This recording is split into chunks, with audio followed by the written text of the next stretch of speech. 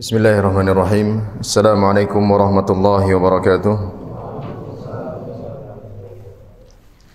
Alhamdulillahi rabbil alamin. Wabihi nasta'inu ala umurid dunya waddin. Wassalatu wassalamu ala khairil anbiya'i wal mursalin. Wa ala alihi wa ashabihi ajma'in. Wa ala man sara ala nahjihi ila yaumiddin. Allahumma allimna ma yanfa'una wanfa'na bima 'allamtana wa zidna 'ilman ya rabbal alamin. Rabbi shrah li sadri wa yassir li amri wahlul 'uqdatam min lisani yafqahu qawli, amma ba'd. Fa inna asdaqal hadithi kitabullah wa khairal hadyi hadyu Muhammadin sallallahu alaihi wasallam wa syarral umuri muhdatsatuha fa inna kulla muhdatsatin bid'ah wa kulla bid'atin dhalalah wa kulla dhalalatin finnar. Jamaah rahimani Allah wa iyyakum. Insyaallah kita akan melanjutkan lagi kajian kita dengan buku Prinsip Dasar Islam. Hari ini kita masuk pada pembahasan prinsip ke-12 di halaman 211. Prinsip ke-12 di halaman 211. Judulnya, Islam adalah satu-satunya agama yang benar. Islam adalah satu-satunya agama yang benar. Dan prinsip ini mulai dicoba oleh orang-orang munafikin, ya, untuk dihilangkan dari dalam akidah kaum muslimin. Mereka dengan berbagai macam propagandanya berusaha meyakinkan kaum muslimin bahwa boleh saja agama yang lain juga benar. Boleh jadi agama yang lain juga benar. Kalau seorang muslim, Anda sebagai seorang muslim merasa benar dengan Islam Anda, setidaknya Anda jangan menyalahkan agama yang lain. Kan mulai banyak sekali ya propaganda semacam ini yang dikemas dalam podcast lah, ya, atau bahkan ceramah lah, yang meyakinkan atau berusaha membuat kaum muslimin yakin bahwa semua agama sama benarnya. Karena tidak ada agama yang tidak mengajarkan kebaikan. Semua agama mengajarkan kebaikan. Ya, mesti teman-teman insyaallah dapat pernah jumpai perbincangan seperti ini, ya. Apalagi sekarang konten-konten sosial media dengan berbagai macam narasumber dengan mudah bisa diakses. Yang penting orang itu pandai bicara, sedikit bisa melucu, sudah banyak yang suka sama dia. Enggak peduli apakah yang disampaikannya sesuai dengan kebenaran, yaitu Al-Quran dan As-Sunnah, ataukah bertentangan dengan keduanya. Maka ini harus kita pahami dengan baik dan kita pahamkan kepada kaum muslimin bahwa satu-satunya agama yang benar hanyalah Islam. Kalaulah semua agama itu sama benarnya, terus buat apa Islam ini ada? Toh pada akhirnya semua agama sama-sama benar. Toh pada akhirnya semua agama sama-sama baik, ya. Pasti ada yang benar dan ada yang salah, dan itu realita yang harus kita terima. Dan tidak perlu takut atau ragu untuk meyakini kebenaran Islam sebagai satu-satunya agama yang diterima oleh Allah Subhanahu wa taala. Karena di seberang sana mereka juga meyakini agama mereka lah yang benar. Agama Islam termasuk agama yang tidak benar. Kalaulah mereka meyakini agama Islam juga benar, kenapa enggak masuk Islam aja? Ya, kenapa mereka bertahan di atas agamanya sendiri?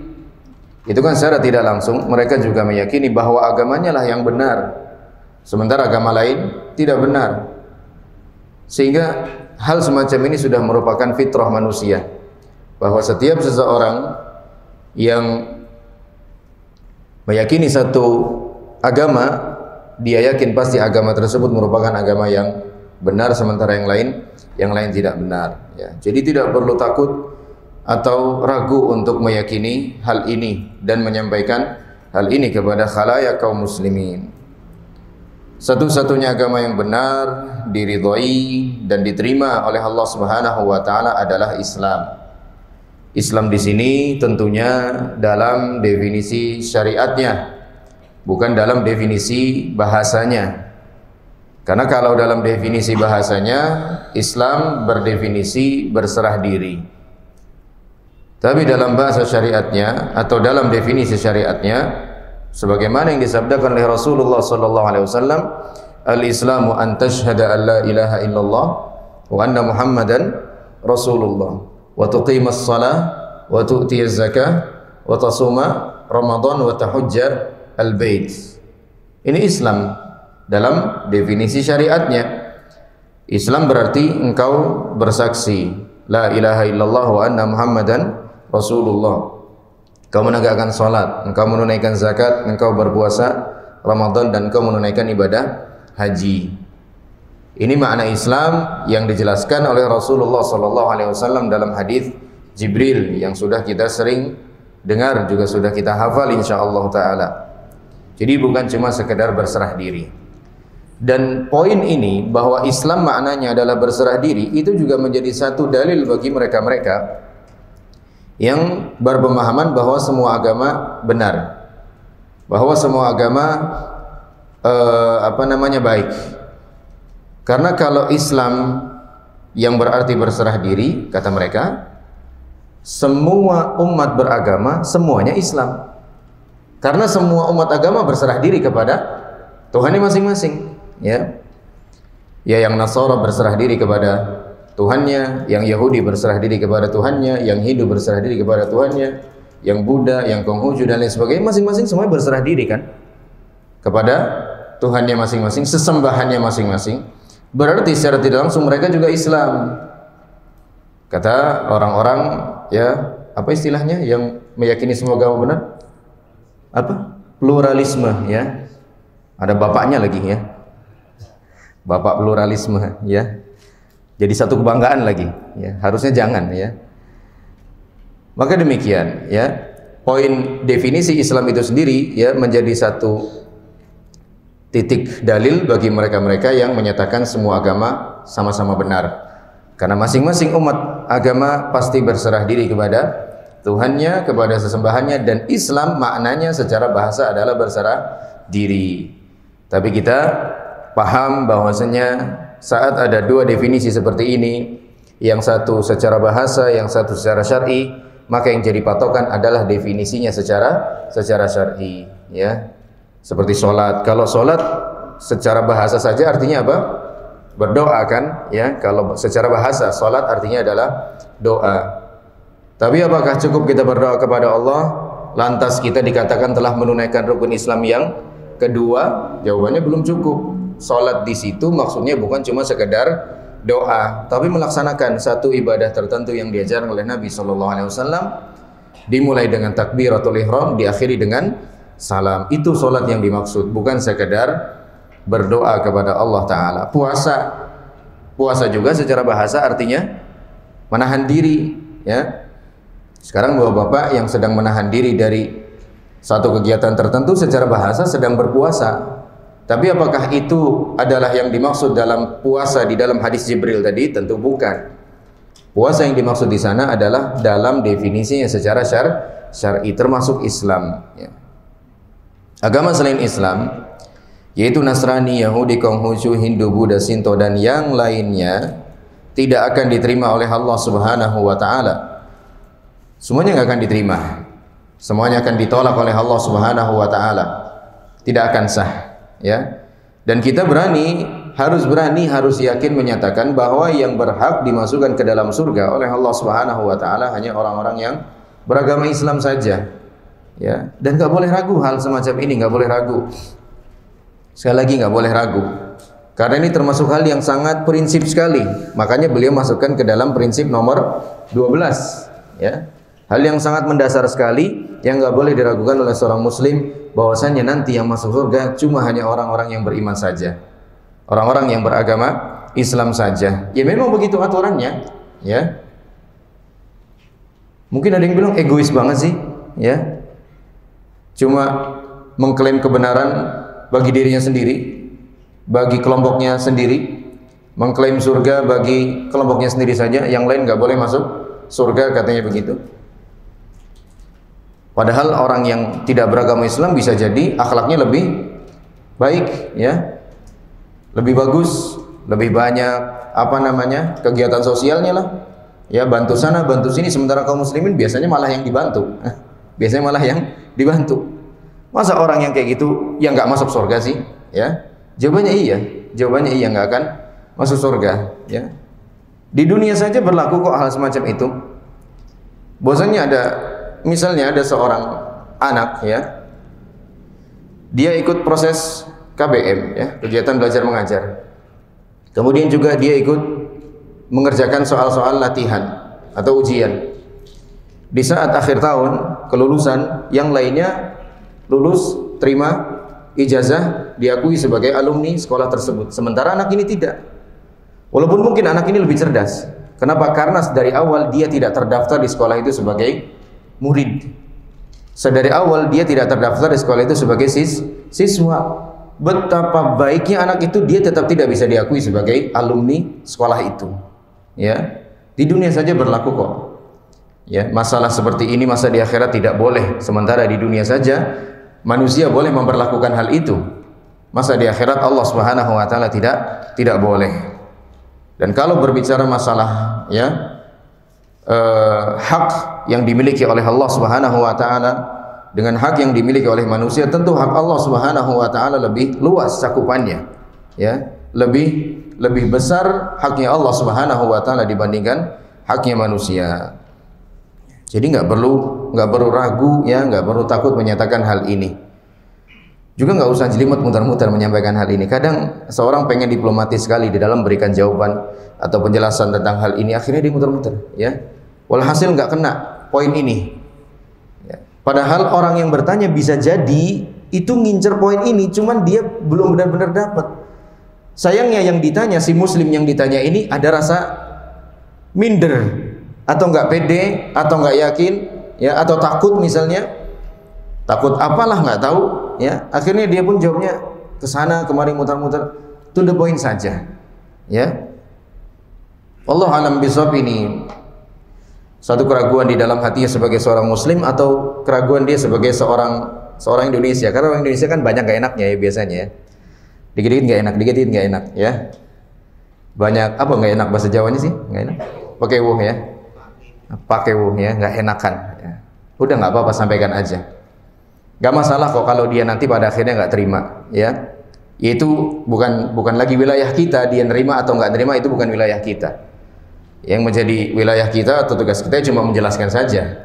Diterima alhamdulillah, tidak diterima ya kita doakan agar Allah bukakan hidayah bagi dia untuk bisa menerima Islam, ya. Allah Subhanahu wa taala berfirman, "Wa may yuridillahu an yahdiyahu yashrah sadrahu lil Islam." Barang siapa yang Allah kehendaki hidayah bagi dia, kebaikan bagi dia, Allah akan lapangkan dadanya untuk menerima Islam. Menerima Islam sebagai agama, ya menerima Islam sebagai identitasnya, ya menerima Islam sebagai jalan hidupnya. Ya, bukan cuma sebagai agama atau identitas saja, tapi hidupnya nggak mau Islami, ya. Atau hidupnya udah Islami, tapi identitasnya masih belum Islami, enggak. Harus dua-duanya, lahir dan batin, ya. Identitasnya sebagai Muslim, kesehariannya juga sebagai seorang Muslim. Siapa yang Allah inginkan hidayah bagi dia, siapa yang Allah inginkan kebaikan bagi dia, maka Allah akan lapangkan dadanya, hatinya untuk menerima Islam sebagai jalan hidupnya, sebagai agamanya, sebagai identitasnya. Wa may yurid an yudhillahu yaj'al sadrahu dhayiqan harajan ka'annama yas'adu fis sama'.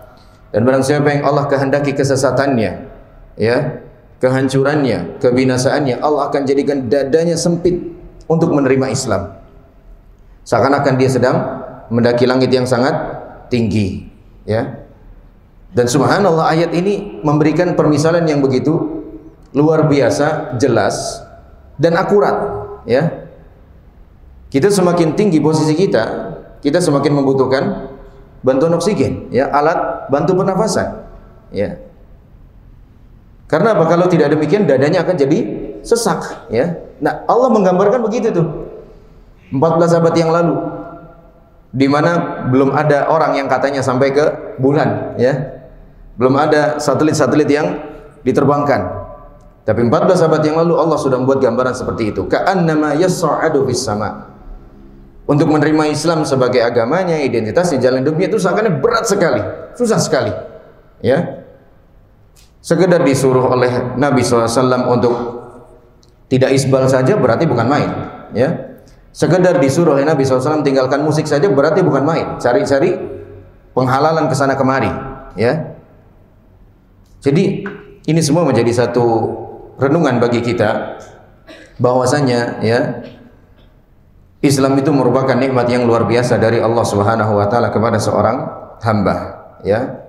Makanya penting sekali bagi kita untuk memohon keistiqomahan kepada Allah Subhanahu wa taala agar Islam ini menjadi jalan hidup kita dan agar Islam ini menjadi penutup kehidupan kita juga nanti, ya. Allah Subhanahu wa taala berfirman, "Wala tamutunna illa wa antum muslimun." Dan janganlah kalian mati kecuali dalam keadaan muslim, beragama Islam, ya. Dan kita juga mendoakan kepada Allah Subhanahu wa taala untuk saudara-saudara kita yang sekarang sedang dalam proses belajarnya memeluk agama Islam, ya, mendalami Islam. Mudah-mudahan Allah Subhanahu wa taala melapangkan hati mereka, membukakan hati mereka untuk menerima hidayah Islam dari Allah Subhanahu wa taala. Kemudian beliau mengatakan karena agama-agama tersebut telah mengalami penyimpangan yang fatal, telah dicampuri dengan tangan-tangan kotor manusia, ya. Agama-agama yang tadi disebutkan yang selain Islam, ya, telah mengalami penyimpangan-penyimpangan yang fatal. Dan penyimpangan yang paling fatal tentunya adalah saat mereka menyembah kepada selain Allah Subhanahu wa taala. Itu penyimpangan yang paling fatal. Allah Subhanahu wa taala mengatakan, "Wa man adhallu mimman yad'u min dunillahi man la yastajibu ila yaumil qiyamah wa hum an du'aihim ghafilun." Dan siapakah gerangan yang lebih sesat dibandingkan dengan orang yang berdoa, yang menyembah kepada sesuatu yang tidak bisa mengijabahi doa dan tidak bisa mendengarkan doa. Maksudnya siapa ini? Mukmin atau musyrik? Musyrik, ya. Allah sedang mengatakan siapa kiranya orang yang lebih sesat dibandingkan orang musyrik. Dia berdoa kepada sesuatu yang tidak bisa mendengar dan tidak bisa mengijabahi doa, ya. Di sisi lain, Allah Subhanahu wa taala mengenalkan dirinya kepada kita dengan hal yang sangat kontradiktif dengan dua hal ini tadi. Dalam surah Al-Baqarah Allah mengatakan, "Wa idza sa'alaka 'ibadi 'anni fa inni qarib. Ujibu da'watad da'i idza da'an," kata Allah. Jika hambaku bertanya kepadamu tentang diriku, sampaikan kepada dia bahwa aku ini dekat. Yang satu tadi nggak bisa dengar, itu para berhala-berhala tersebut. Di sisi lain Allah sedang menyifati dirinya dekat. Ya, kalau dekat berarti tahu, kalau dekat berarti dengar. Kedua, apa kata Allah? Ujibu da'watad da'i idza da'an. Aku akan mengabulkan doa dari seorang yang mau berdoa kepadaku. Dua hal yang sangat kontradiktif, ya. Ketika Allah menjelaskan kepada kita betapa sesatnya orang-orang yang menyembah berhala-berhala tersebut, Allah jelaskan bahwa berhala tersebut tidak mampu mendengar, bahwa berhala tersebut tidak mampu mengabulkan doa. Di sisi lain Allah mengabulkan hal yang berkebalikan 180 derajat, bahwa Allah itu dekat, bahwa Allah itu mengabulkan doa. Kalau kita disodori dua opsi ini, ya katakanlah kita nggak begitu, alhamdulillah masih belum punya pilihan. Kamu mau nyembah Tuhan yang mana? Yang dekat atau yang tidak mendengar? Yang mengijabahi doa atau yang tidak bisa mengijabahi doa? Yang pertamakah atau yang keduakah? Pasti orang yang berakal sehat akan memilih yang pertama, ya. Maka kesalahan yang paling fatal, penyimpangan yang paling fatal yang terjadi pada agama-agama selain Islam adalah apa? Adalah saat mereka menyeru umatnya untuk menyembah selain Allah Subhanahu wa taala, ya. Untuk menyembah selain Allah Subhanahu wa taala. Dan sebagian agama tersebut yang tadi disebutkan di atas, ya, telah menyimpang atau telah mengalami perubahan-perubahan yang disebabkan oleh campur tangan kotor manusia, ya. Nasara dan al-Yahud. Ajaran mereka tidak lagi sebagaimana yang Allah Subhanahu wa taala turunkan kepada Nabi Musa alaihissalam dan kepada Nabi Isa alaihissalam, ya, telah mengalami perubahan di sana sini, ya. Lain halnya dengan agama Islam yang memang Allah Subhanahu wa taala jaga keutuhannya, keotentikannya sampai hari kiamat nanti. Kenapa? Karena memang Allah Subhanahu wa taala sengaja menjadikan Islam sebagai agama yang paling sempurna karena dia agama yang paling akhir, agama yang menjadi penutup. Sehingga Allah Subhanahu wa taala menjaga keutuhan Islam sampai nanti hari kiamat. Dan pedoman yang paling mendasar di dalam agama Islam ini kita tahu adalah kitabullah. Itu firman Allah Subhanahu wa taala di dalam Al-Qur'an, itu juga Allah jaga. Allah jamin keutuhannya, inna nahnu nazzalna dzikra wa inna lahu lahafizun. Sungguh kamilah yang menurunkan Al-Qur'an dan kami juga yang akan menjaganya, kata Allah Subhanahu wa taala. Apakah cuma Quran saja yang dijaga? Oh enggak, ternyata hadis-hadis Nabi sallallahu alaihi wasallam juga dijaga keutuhannya oleh Allah Subhanahu wa taala. Walaupun ada usaha-usaha yang sangat banyak untuk memalsukan hadis Nabi sallallahu alaihi wasallam. Akan tapi Allah Subhanahu wa taala jaga lewat adanya ilmu periwayatan hadis. Ya. Kata para ulama, laulal isnad laqala man syaa'a ma syaa'a. Kalau bukan karena adanya ilmu isnad, sanad periwayatan hadis, tentu setelah pertolongan Allah Subhanahu wa taala, pastilah orang-orang akan berkata apa saja yang mereka inginkan. Kemudian mereka nisbatkan kepada Nabi sallallahu alaihi wasallam, ya. Tapi karena ada pertolongan Allah tentu pertama, kemudian adanya ilmu periwayatan hadis, semua ucapan yang dinisbatkan kepada Nabi SAW bisa ditelusuri benar apa enggak, ya. Bisa dicek benar apa enggak bersumber dari Nabi sallallahu alaihi wasallam, ya. Dan itu juga bentuk penjagaan dari Allah Subhanahu wa taala terhadap hadis-hadis Nabi SAW. Jangankan Al-Quran yang memang firman Allah Subhanahu wa taala, sabda Rasulnya saja dijaga keutuhannya oleh Allah Subhanahu wa taala. Bentuk penjagaannya apa? Allah melarang keras dan mengancam pemalsuan hadis. Lewat sabda Nabi SAW, ya, man kadzaba alayya muta'ammidan falyatabawwa maq'adahu minan nar. Barang siapa yang berdusta mengatasnamakan diriku, silahkan ambil tempat duduknya sendiri di neraka. Ya, ini ancaman yang sangat serius bagi mereka-mereka yang memalsukan hadis Nabi sallallahu alaihi wasallam. Apakah cuma sekedar ancaman? Enggak. Allah juga karuniakan umat ini ilmu periwayatan hadis. Sehingga semua ucapan yang disandarkan dinisbatkan kepada Nabi SAW bisa dicek lagi. Bisa ditelusuri benarkah itu bersumber dari Nabi SAW ataukah tidak. Dan kita tahu hadis-hadis palsu sangat banyak dan alhamdulillah selalu bisa disingkap oleh para ulama bahwasanya hadis ini palsu. Jangankan palsu, lemah saja ketahuan kok, ya, oleh para ulama. Ya, maka hanya Islam yang dijaga keutuhannya oleh Allah Subhanahu wa taala lewat dijaganya dua sumber utama, dua referensi utama dalam agama ini, yaitu Al-Qur'an dan As-Sunnah. Dua-duanya sama-sama dijaga oleh Allah Subhanahu wa taala. Adapun agama-agama yang lain, ya, jangankan ucapan nabinya, ucapan Allah saja mereka ubah-ubah. Ya, mereka gonta-ganti di sana sini sesuai keperluannya masing-masing, ya. Kalau di agama Islam tidak. Jangankan ucapan Allah, ucapan Nabi saja masih utuh kok, ya. Jangankan ucapan Allah, ucapan Rasulullah SAW saja masih utuh. Ya, tidak ada pemalsuan. Artinya tidak ada pemalsuan yang berhasil dilakukan oleh siapapun yang bermaksud jahat pada agama Islam. Setelah diutusnya Nabi Muhammad SAW, maka orang Yahudi, Nasrani dan yang lainnya wajib masuk ke dalam agama Islam mengikuti Rasulullah SAW. Ya, tidak ada lagi yang beralasan, oh si fulan itu dia Nasrani, masih murni Nasrani yang asli diturunkan oleh Allah kepada Nabi Isa alaihissalam. Ya, Injilnya juga asli, terbukti keasliannya. Dia masih istiqamah sebagai pengikutnya Nabi Isa alaihissalam. Dia juga berhak, ya, untuk menjadi seorang mukmin dengan pilihannya itu. Jawabannya tidak, ya, kita katakan tidak. Karena apa? Karena di antara perintah Nabi Isa alaihissalam di dalam Injil adalah bahwasanya nanti akan datang seorang nabi, seorang rasul yang terakhir, min ba'di ismuhu Ahmad. Namanya adalah Ahmad. Ahmad di sini maksudnya siapa? Nabi Muhammad sallallahu alaihi wasallam. Nabi Isa perintahkan, ikuti dia kalau kamu jumpai dia. Ya.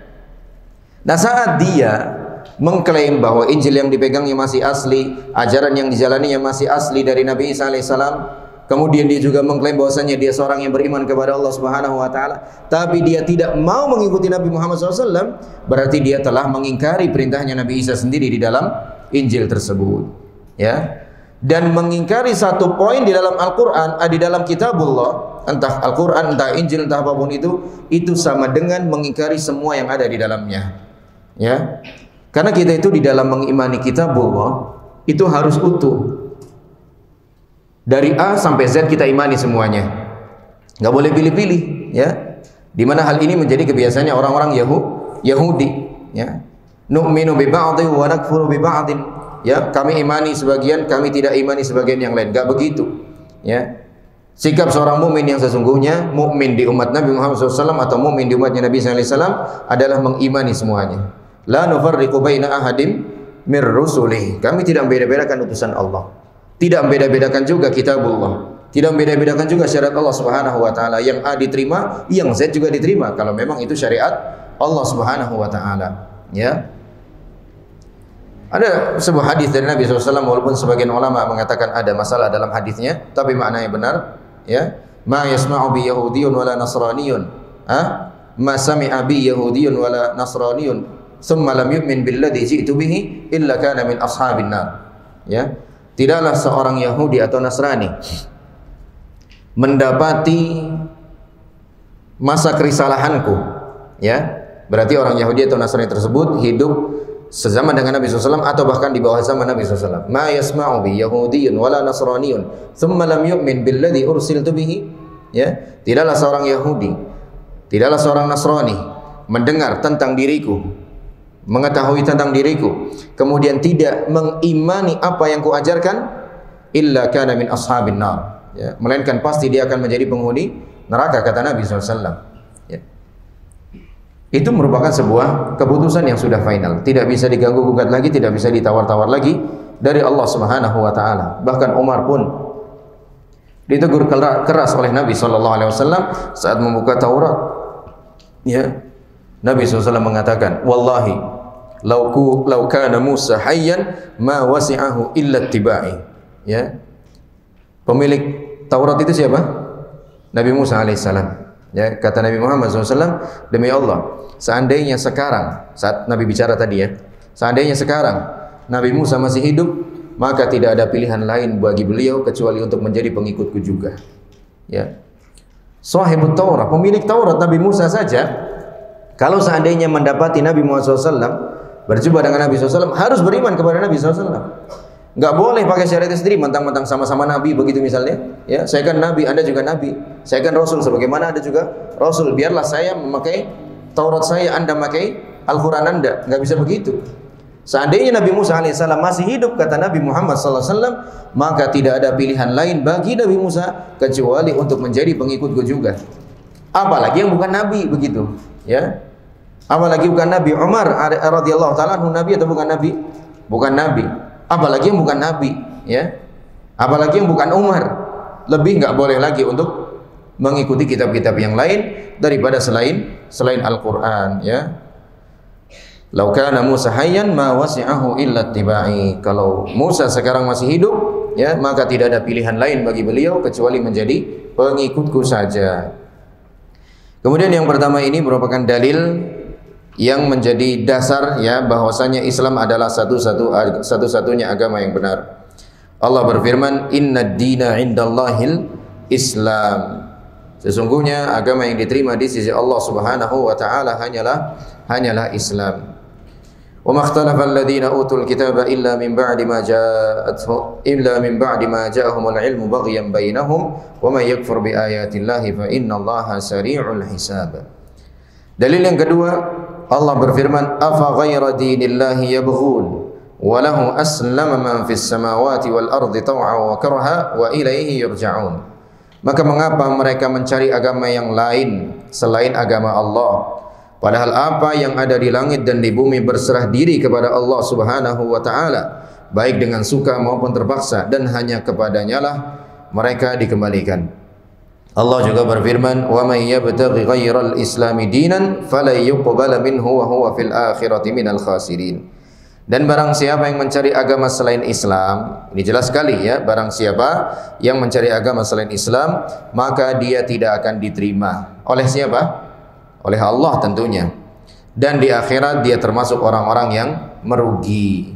Tidak ada pilihan lain kecuali hanya beragama Islam saja, ya. Rasulullah sallallahu alaihi wasallam bersabda, "Al-Islamu ya'lu wa la yu'la alaihi." Islam itu tinggi dan tidak ada yang lebih tinggi daripada Islam. Ya, persis seperti ucapan Umar setelahnya, "Nahnu qaumun a'azzanallahu bil Islam." Kami adalah sekelompok manusia yang Allah muliakan dengan Islam. Ya. Bukan dengan pasukan yang besar, bukan dengan penaklukan di sana sini, ya. Bukan dengan kedikdayaan, enggak, tapi dengan Islam kami menjadi mulia, kata Umar bin Khattab radhiyallahu taala anhu. Wa man ibtagha al-izzata bighairi al-islam adallahu Allah. Maka barang siapa yang ingin menjadi mulia dengan tanpa selain Islam, maka Allah akan hinakan dia. Pada zaman Rasulullah sallallahu alaihi wasallam, Allah telah menjelaskan di dalam Al-Qur'an bahwa Yahudi dan Nasrani selalu berusaha untuk menyesatkan kaum muslimin dan mengembalikan mereka pada kekafiran, mengajak kaum muslimin pada agama Yahudi dan Nasrani. Allah berfirman, "Wadda katsirun min ahlil kitabi law yaruddunakum min ba'di imanikum kuffara hasadan min 'indi anfusihim min ba'di ma tabayyana lahumul haqq fa'fu wasfahu hatta ya'ti Allahu bi amri innallaha 'ala kulli syai'in qadir." Banyak di antara ahli kitab menginginkan sekiranya mereka dapat mengembalikanmu setelah kamu beriman menjadi kafir kembali, karena rasa dengki di dalam diri mereka. Dan ini upaya-upaya yang selalu dilakukan oleh orang-orang Yahudi dan Nasrani, membuat kaum muslimin meninggalkan ajarannya, ya, membuat kaum muslimin mengikuti ajaran orang-orang Yahudi dan Nasrani. Kalau tidak bisa membuat kaum muslimin meninggalkan ajaran Yahudi dan Nasrani, meninggalkan ajaran kaum muslimin itu sendiri, paling tidak ya mereka akan berusaha membuat kaum muslimin mengikutinya, mengikuti kebiasaan orang-orang Yahudi dan Nasrani. Dan ini juga menjadi satu hal yang juga disabdakan oleh Nabi sallallahu alaihi wasallam, "La tattabi'unna sanana man kana qablakum hadwan qudzati bil qudza hatta law dakhalu juhra dhabbin la dakhaltumuha." Sungguh kalian akan mengikuti kebiasaan orang-orang sebelum kalian, ya, sehasta demi sehasta, hingga sekiranya mereka masuk ke dalam lubang dhab, ya, dhab itu kadal gurun, bukan biawak seperti yang kita kenal, mirip saja bentuknya tapi beda, ya, sampai sekiranya orang-orang dahulu itu memasuki lubang dhab, pasti kalian juga akan ikut memasuki lubang dhab itu. Qalu al-yahudu wan nasara qala faman. Para sahabat bertanya, apakah yang Anda maksud dengan orang-orang terdahulu yang akan diikuti oleh kaum muslimin itu Yahudi dan Nasrani? Maka Nabi SAW mengatakan, memangnya siapa lagi? Ya, memangnya siapa lagi? Orang-orang Yahudi dan Nasrani, ya, menjadikan orang-orang soleh mereka, menjadikan nabi-nabi mereka sebagai sesembahan-sesembahan selain Allah. Hal itu dilakukan oleh sebagian umat ini enggak? Dilakukan, ya. Orang-orang Yahudi dan Nasrani membangun kuburan-kuburan orang soleh mereka dengan bangunan yang megah, dengan tujuan untuk didatangi, untuk menjadi tempat peribadatan. Hal itu terjadi nggak dalam umat ini? Terjadi, ya. Itu memang sudah merupakan hal yang pasti terjadi. Walaupun bukan berarti itu menjadi satu alasan bagi kita untuk melakukannya. Kan udah dikabari Nabi bakal kejadian, ya udah nggak ada salahnya dong saya lakuin. Bukan begitu maksudnya. Ya, maksudnya adalah sebagai sebuah peringatan, jangan sampai kamu menjadi orang-orang seperti itu, orang-orang yang latah mengikuti kebiasaan orang-orang Yahudi dan Nasrani, ya, sampai akhirnya menjadi bias mana yang benar mana yang salah, bahkan semuanya enggak ketahuan, ya. Dan akan makin kerasa biasanya di akhir tahun, di saat sebagian kaum muslimin dipaksa, ya, dalam tanda kutip secara benar-benar dipaksa atau halus untuk ikut-ikutan merayakan hari raya mereka, ya, mengenakan atribut-atribut mereka untuk saling mengucapkan selamat hari raya. Benar kan apa kata Allah Subhanahu wa taala? Bahwasanya mereka ingin membuat kita kembali kepada kekufuran, ya, sebelum utusnya Islam ini kepada segenap manusia dan sebelum diutusnya Rasulullah sallallahu alaihi wasallam. Taib, silakan dikemanakan adzan salat Isya. Taib, kita lanjutkan sedikit lagi insyaallah taala.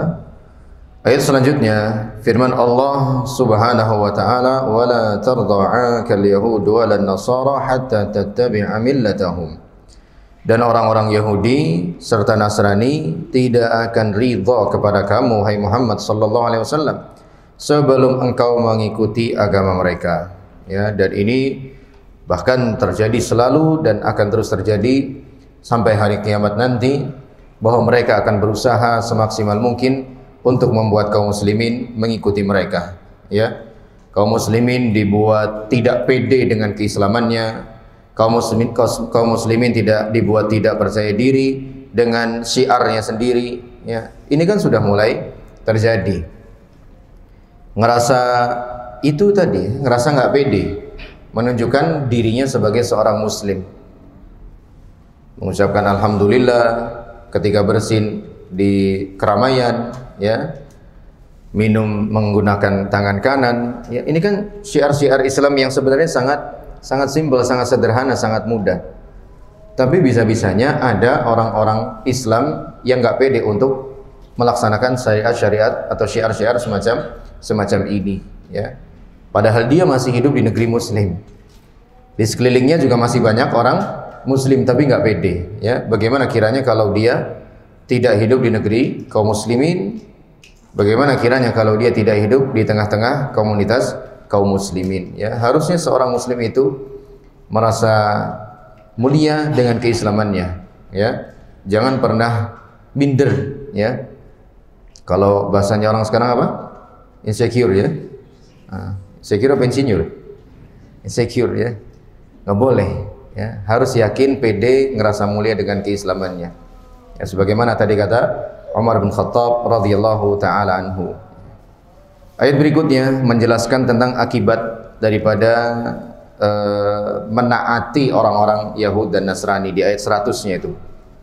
Ya ayyuhalladzina amanu in tuti'u fariqam minal ladzina utul kitaba yaruddukum ba'da imanikum kafirin. Ayat 100. Terjemahannya di sebelah kanan kita berarti, wahai orang-orang yang beriman, posisinya di tengah paragraf nih. Wahai orang-orang yang beriman, jika kamu mengikuti sebagian dari orang-orang yang diberi Alkitab, yaitu Ahlul Kitab, Yahudi dan Nasrani, niscaya mereka akan mengembalikanmu jadi orang kafir setelah beriman. Ini muaranya di sini, membuat si muslim jadi murtad, ya, membuat si muslim jadi meninggalkan Islam, mengganti agamanya dengan agama Yahudi atau Nasrani. Ayat-ayat di atas menjelaskan bahwa Islam satu-satunya agama yang benar. Adapun selain Islam tidak benar dan tidak diterima oleh Allah. Oleh karena itu agama selain Islam, Nasrani, Yahudi, Konghucu, Hindu, Buddha, Sinto dan yang lainnya tidak akan diterima oleh Allah karena agama tersebut telah mengalami penyimpangan yang fatal. Yang mengalami penyimpangan yang fatal ya semuanya, ya. Penyimpangan yang fatal dan telah dicampuri dengan tangan-tangan kotor manusia. Yang dicampur tangan kotor manusia ini ya Yahudi dan Nasrani, diubah-ubah maksudnya, ya. Adapun yang selain Yahudi dan Nasrani memang murni buatan manusia, ya, memang murni buatan manusia, bukan tergolong al-adyan as-samawiyah, ya, tidak tergolong agama yang diturunkan dari langit, ya. Kalau Yahudi dan Nasrani asalnya dari langit, hanya saja terjadi banyak perubahan-perubahan yang dilakukan oleh umatnya sendiri. Adapun selain Yahudi dan Nasrani maka tidak berasal dari langit, murni hanya, ya, produk buatan manusia, ya, produk buatan manusia. Setelah diutusnya Nabi Muhammad SAW, maka seorang Yahudi, Nasrani dan yang lainnya wajib masuk ke dalam agama Islam mengikuti Rasulullah SAW. Tidak ada opsi lain kecuali beragama Islam, dan ini harus ditegaskan, ya. Nggak boleh malu-malu, ya, di dalam menyampaikan dan meyakini hal ini. Kemudian ayat di atas juga menjelaskan bahwa orang Yahudi dan Nasrani tidak senang kepada Islam serta mereka tidak ridho sampai umat Islam mengikuti mereka. Mereka berusaha untuk menyesatkan umat Islam dan memurtadkan umat Islam dengan berbagai macam cara. Saat ini gencar sekali dihembuskan propaganda penyatuan agama, ya, yang menyatakan konsep satu Tuhan, tiga agama. Masya Allah. Agamanya sama, agamanya beda, tapi kan Tuhannya sama, kata mereka, ya. Ibaratnya kita ini sedang menuju ke sebuah pulau, ya. Bedanya perahunya aja, ya. Kamu pakai speedboat, ya, kamu pakai apa lagi? Ya, apa? Banana boat, ya. Kamu pakai durian boat, ya. Beda-beda ininya doang. Apa namanya, kendaraannya. Tapi tujuannya sama. Udahlah, nggak usah ribut. Ya, mendingan kita jalan bareng-bareng aja, ya. Oh, jelas beda, ya. Yang satunya ke Mekah, yang satunya ke Vatikan, kok bisa dibilang sama, gimana sih? Ya, kan beda dari sana juga. Tujuannya sudah beda, ya. Tapi analogi semacam itu nggak mustahil diterima oleh seorang muslim, disebabkan karena qillatul ilmi wa dha'fil basirah, ya, lemahnya ilmu dia, ya. Ibnu Qayyim rahimahullah taala menjelaskan bahwa ini termasuk fitnah syubhat, ya, dan fitnah syubhat itu lebih berat dibandingkan fitnah syahwat. Kenapa? Karena fitnah syubhat ma'aluhul kufru wan nifaq. Karena fitnah syubhat itu muaranya pada kekufuran atau kemunafikan. Itu muaranya di sana. Separah-parahnya maksiat seseorang karena syahwatnya, itu insya Allah nggak sampai membuat dia kafir, ya. Tapi kalau fitnah syubhat yang bercokol di kepalanya, itu bisa membuat dia jadi orang kafir. Makanya fitnah syubhat, kata para ulama, Ibnu Qayyim rahimahullah taala, diantaranya lebih dahsyat dibandingkan fitnah syahwat. Kalau fitnah syahwat itu sebabnya karena kurang sabar. Sebabnya karena kurang sabar. Dia mau punya kendaraan bagus, ya, tapi nggak mau berproses, tapi dia nggak berusaha, walhasil nipu sana sini, ya, walhasil korupsi sana sini. Itu kan nggak sabar berarti dia, ya. Ini sumber atau sebab fitnah syahwat. Sebabnya karena kurang sabar. Dia mau jadi pemimpin, ya, akhirnya halalkan segala cara, ya. Serangan fajar lah, ya, dilakukan, ya. Bayar sana sini, ya, bagikan kaos sana sini supaya dipilih sama warganya, ya. Itu gara-gara nggak sabar. Dan kita tentu tidak diperbolehkan untuk meminta kepemimpinan, ya, nggak boleh. Adapun fitnah syubhat, maka sebabnya adalah qillatul ilmi wa dha'fil basirah, ya. Sedikitnya lemahnya ilmu dan pemahaman. Akhirnya dengan mudah dia dipermainkan oleh orang-orang kufar, ya, dengan mudah keyakinannya dipermainkan oleh orang-orang munafik, ya. Makanya disitulah pentingnya kita terus belajar supaya tahu bahwasanya ada propaganda yang begitu halus sekali yang terus digencarkan oleh kaum munafikin untuk menyesatkan kaum muslimin, ya, dari agamanya sendiri. Jadi ini akan terus ada, dan mereka subhanallah memang memiliki kemampuan bertutur kata yang sangat mengagumkan, ya. Dan ini juga Allah sampaikan di dalam Al-Qur'an. Wa idza ra'aitahum tu'jibuka ajsamuhum wa iyaqulu tasma' liqaulihim. Kalau kamu menjumpai orang-orang munafik, pasti tampilan mereka akan membuat kamu merasa kagum. Wa iyaqulu tasma' liqaulihim. Kalau mereka sudah mulai bicara, kemungkinan besar kamu akan percaya dengan ucapannya. Ya, kamu pasti akan percaya, kemungkinan besar kamu akan percaya terhadap ucapannya. Maka hendaknya kita berhati-hati daripada propaganda yang terus digencarkan oleh orang-orang kufar dan munafikin dengan cara membekali dan membentengi diri kita dengan belajar, ya, dengan belajar. Hal ini tidak bisa diterima, ya. Hal ini tidak bisa diterima. Maksudnya apa yang tidak bisa diterima nih? Konsep satu Tuhan, tiga agama ini nggak bisa diterima.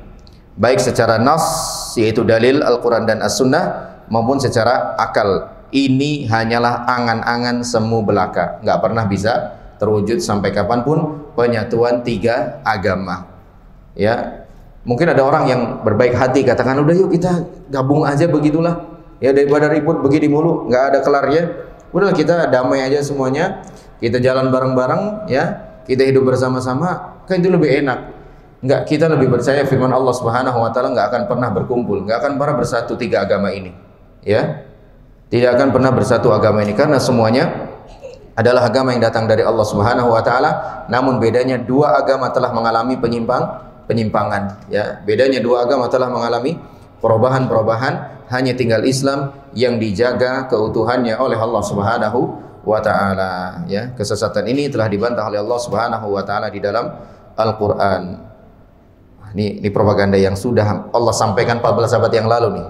Wa qalu lan yadkhulal jannata illa man kana hudan aw nasara tilka amaniyuhum qul hatu burhanakum in kuntum mu'minin. Dan mereka berkata, Yahudi dan Nasrani, tidak akan masuk surga kecuali orang-orang Yahudi atau Nasrani. Ya sama kayak orang sekarangan yang ngomongnya begini.